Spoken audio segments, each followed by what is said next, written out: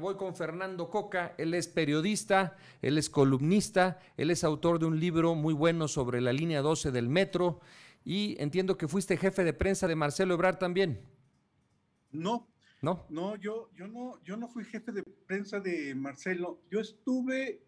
Yo trabajé en el metro de la Ciudad de México a finales de los 80 y conocí al jefe de gobierno, más bien era el regente de la ciudad, que era Manuel Camacho Solís, y con él trabajaba Marcelo Ebrard, que era el secretario de gobierno. Lo Correcto. conozco desde entonces. Ya desde entonces yo ya estaba en este oficio del periodismo. Estuve por lapso de un año y medio en el metro, y eso me ha permitido conocer esta labor de periodista a mucha gente. Pero no, yo no fui jefe de prensa de Marcelo. Qué bueno. He conocido a muchos compañeros que sí lo han sido, pero mi labor más cercana con Marcelo fue cuando yo trabajaba en el gobierno de la Ciudad de México con el licenciado Andrés Manuel López Obrador. Yo organizaba las mañaneras en aquel tiempo, en la jefatura de gobierno, y Marcelo Hace, ¿qué Ebrard será? era el Unos 15 secretario de años o Seguridad más. Pública. 15 años o más de eso, ¿verdad? Sí, sí, Por ahí. de lo que te hablo desde 1988 más o menos, Correcto. cuando nos conocimos, éramos muy jóvenes los dos. Después coincidimos otra vez en el gobierno del licenciado López Obrador, en el gobierno de la Ciudad de México. Nos dejamos de ver cuando yo me voy a Televisa, y de eso ya pasaron 19 años. Hoy, por circunstancias de la vida, bueno, pues ahora con un tema periodístico volvemos a coincidir con el nombre de Marcelo Ebrard. Estuviste con Broso, me decía Efrén Mayorga. Sí, sí, estuvimos trabajando en Televisa 10 años con Víctor Trujillo, con Broso. Los últimos 10 años que él estuvo en la empresa, fui el jefe de información, y en las ocasiones que Víctor, por algunas circunstancias, no estaba en el programa, me tocaba conducirlo. Oye, pues la línea 12 del metro, hoy que tuvo un accidente, bueno, esta semana que tuvo un accidente, colapsó una trave, una columna, un tren de estos, reaviva un asunto que ha sido una larga novela. Ayer por la tarde recibí tu libro, lo leí completo prácticamente en unas horas. Me gustó mucho, está muy completo, muy documentado y muestra que ha sido un asunto de varios tropiezos, varias interrupciones en el servicio, varias ajustes, demandas y contrademandas, distintas administraciones de la Ciudad de México contra los constructores y desarrolladores de este sistema, de esta línea del sistema de transporte colectivo metro. Y entonces, en pocas palabras, lo que todo México quiere saber hoy es quién fue el culpable del colapso de esta infraestructura en la Ciudad de México. Para determinar quién fue o quiénes, porque yo creo que va a ser en plural, quiénes fueron los responsables de esto, de este desplome del 3 de mayo, vamos a tener que partir en los peritajes, en los estudios administrativos que se hagan, en los ensayos periodísticos, en los reportajes. Vamos a tener que partir de dos puntos. Uno, el primero, del anuncio del proyecto de la línea 12, el proceso de su licitación, el proceso de su construcción, este cierre que después tuvo en marzo de 2014, el terremoto de 2017, hasta llegar al 3 de mayo, 10:22 de la noche, y el desplome de la trave. Esa es la primera ruta. La segunda ruta, que creo que también es estas rutas, dos rutas las debería seguir el peritaje, es del 3 de mayo hacia atrás. Y esto implicaría conocer en qué punto convergen esas dos rutas para dar en el punto exacto en donde se empezó a generar ese daño a la estructura que se desplomó el pasado lunes. Sí, veo varias cosas. Veo denuncias en redes sociales de hace un año, año y medio, 2 años, de que miren cómo se ve fragmentada, miren cómo se ve desnivelada, miren cómo se está venciendo. Y entonces, pues es obvio que eso no estaba bien, al menos en esas fotos. Y luego viene lo de Google Earth o Google Maps o Google, donde vienen, ya sabes, esas tomas de todo lo que hay en las calles de las ciudades y cómo se ven las fachadas y los puentes y las estructuras, y está brusheado, está borroso esa base que también ya se sabía en otras fotos de otros ciudadanos que estaba mal, que no se le estaba dando el mantenimiento suficiente.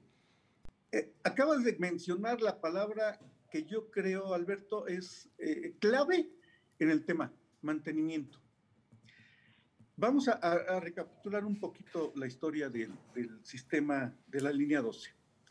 Se da a conocer el proyecto, se construye, se licita, ganan 3 empresas que se denominan consorcio constructor, ICA, que participa en la construcción del metro desde hace más de 50 años, 51 que tiene de historia en la Ciudad de México el metro, Alstom, que también por décadas ha sido proveedor del metro, y Carso, que es por medio de una subsidiaria, Carso Infraestructura, la que participa en la construcción de la línea 12 y que es un tramo que construye Carso Infraestructura la que se desploma. En marzo de 2014 se cerró la línea 12. Nos dijeron que había un desgaste ondulatorio en las vías. ¿Qué es esto? El paso de la rueda metálica sobre ese riel, que también es de metal, causa un desgaste, es como un motor de auto, requiere de una lubricación, por eso le ponemos aceites a los carros, y lo mismo sucede en donde hay una fricción de metal con metal, este desgaste se da por naturaleza, incluso lo de nuestros carros también se da.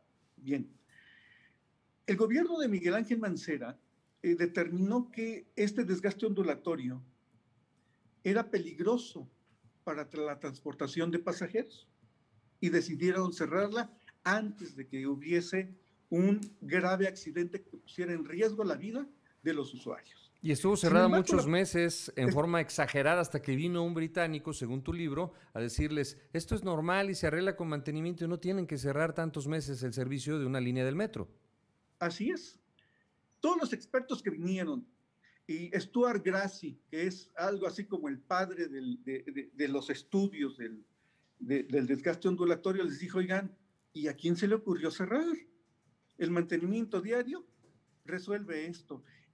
Y si es muy profundo el desgaste, se reperfila el riel. Y si de plano no tiene solución, cambias el riel. Ahora, mira, Fernando Coca, aquí hay un asunto. Está muy bien documentado lo del desgaste ondulatorio del riel y todas las explicaciones del tipo de rodamiento que tiene de metal, con también neumáticos. Todo eso está muy claro y muy bien de los vagones del metro. El problema es que hoy no es un tema de rieles, es un tema de estructura, de obra civil. La columna de concreto y la trave se vencieron. Eso es un asunto que ya es una nueva etapa en esta larga novela de la línea dorada del metro y que nos tiene a todos y a muchos enlutados, 25 muertos hasta el momento, y debe haber responsabilidades. Y yo, como concluyes en tu libro, Línea Dorada, los lobos al acecho, coincido en que es un asunto de mantenimiento. ¿Tú lo escribiste? ¿Hace cuánto ese libro? Fíjate que ese libro se publicó en noviembre del año pasado. Durante 11 meses estuvimos buscando editorial. No les parecía un tema que fuese importante. Algunas editoriales nos dijeron, oye, no hay nada que llame la atención de este tema, ya es un tema muerto. ¿Qué tal? Yo no lo consideraba así. Me tardé 5 años en investigar y escribirlo.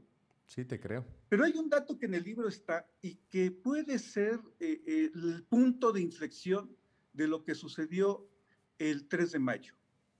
La manipulación de dictámenes para cerrar la línea 12 en marzo de 2014. Un político, Víctor Hugo Lobo, reconoce que él manipuló esos dictámenes para darle coherencia al argumento de vamos a cerrar. Y por eso digo que es el mantenimiento la clave del asunto que nos ocurrió el lunes. ¿Por qué?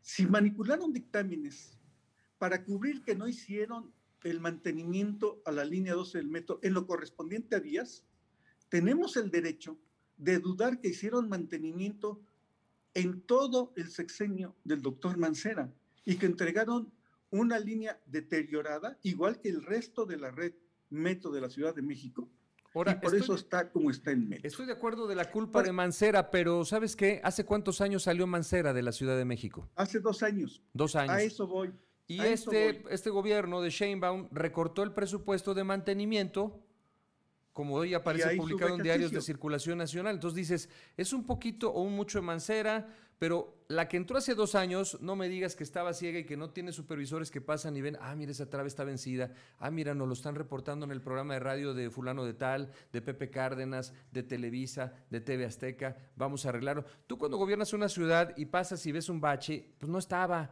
y a lo mejor manipularon los dictámenes y la obra y tuvo corrupción el pasado, pero tú tienes que resolver ese bache o esa fuga de agua porque te toca lo de hoy. Si alguien tiene que resolver lo del momento es lo de hoy. Entonces yo creo que Sheinbaum también tiene un 33% o más de responsabilidad con esto que está ocurriendo. A eso voy. Cuando una persona es funcionario público y que nos lo hemos sido, sabemos que cuando haces ese acto que creo que es el más importante de un funcionario público, que es la entrega-recepción de la dependencia que te toca dirigir o conducir, te haces responsable de lo que hay ahí. Es decir, cuando Ebrard le entregó a Mancera, Mancera le recibió sin observaciones la línea 12. Sucedió lo que relatamos ahorita, Sí. pero ya se hicieron cargo aparentemente de todo, incluido el mantenimiento. Cuando el gobierno de Mancera transfiere en la entrega-recepción al actual gobierno la red de metro, yo quisiera saber si hubo alguna observación. A partir de ese momento, tú eres el responsable de lo que suceda. Sí, tenemos que partir. Si siempre la observación de que no hubo mantenimiento, estás trasladando todavía la responsabilidad, ya es una corresponsabilidad de lo que suceda entre los que dejaron de hacer y lo que no hiciste, pero debiste haberlo observado. Si Claro. no lo hiciste, asumes la responsabilidad. Y quienes hemos sido servidores públicos, sabemos que después de que dejamos el cargo, deben pasar al menos 5 años para estar libre de responsabilidades. Si hiciste la observación, tienes que responder como exfuncionario y solventarlas.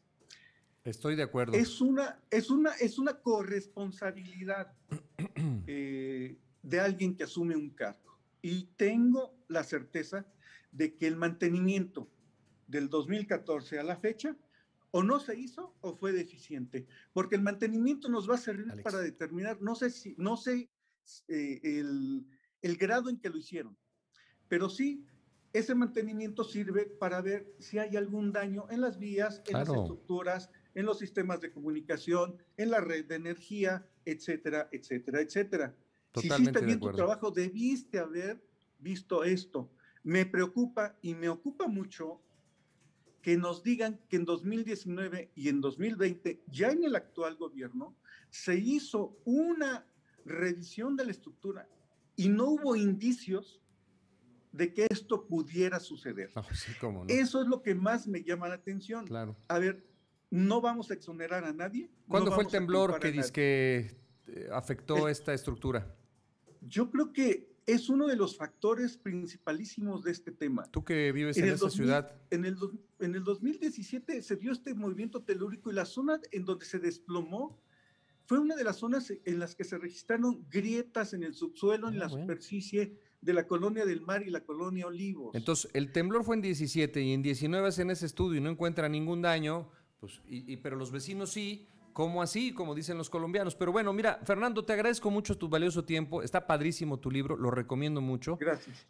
Se lee muy fácil, lo tienes muy bien documentado, está lleno de citas periodísticas, como buen periodista que eres. La verdad, me dio mucha luz sobre el entorno, porque quienes vivimos en el interior del país no sabemos esa larga travesía que ha tenido la famosa línea 12, línea dorada de la Ciudad de México, y nos da mucho contexto de cómo entender esto. Parece que el libro lo escribiste ayer para explicar un poco lo que sucedió este 3 de mayo y entendemos con esto mucho de lo que está pasando. Tiene mucha vigencia y quien te lo editó o quienes no te lo editaban antes de que te lo editara alguien y no decían qué utilidad podía tener el libro, hoy estarán arrepentidos porque ese libro tiene una gran vigencia y una gran utilidad. Finalmente, ¿qué editorial es la que te lo imprime o no está impreso? No, está impreso, es Lectorum, está en algunas librerías, lo pueden pedir por estas tiendas que están en internet. Eh, para entender un poquito de lo que hacen nuestros gobiernos, el libro, para terminar, nació como con una intención de desvelar que lo que nos dicen los funcionarios públicos no siempre es la verdad. Claro. Con lo que está sucediendo en la construcción de una obra pública, sea la que sea. Y creo que la rendición de cuentas y la transparencia es algo que todavía nos hace falta exigir como ciudadanos, y hacia eso iba yo. Y la ¿Por qué nos dijeron que responsabilidad del cerraban servidor. y no hubo algo? Y la responsabilidad del servidor, que es más vigente que nunca y más observada que nunca por todo el mundo, y que hoy no es nada más salir en la foto, en las entrevistas y una vida de cosmopolita y de glamour, sino de responsabilidad. Llegaste ahí, querías, te haces responsable, y si no, pagas, porque 25 vidas no me parece poca cosa. Bien documentas, sería en este caso la tragedia más grande en la historia del sistema metro de la Ciudad de México. Así es, la más grande, la más lamentable, y creo que se pudo haber evitado con mantenimiento efectivo, diario, y como lo dictaban las normas en los manuales de procedimientos. Fernando Coca, gracias por tomar este enlace de esta mañana. Alberto, muchísimas gracias. Un Saludos. abrazo.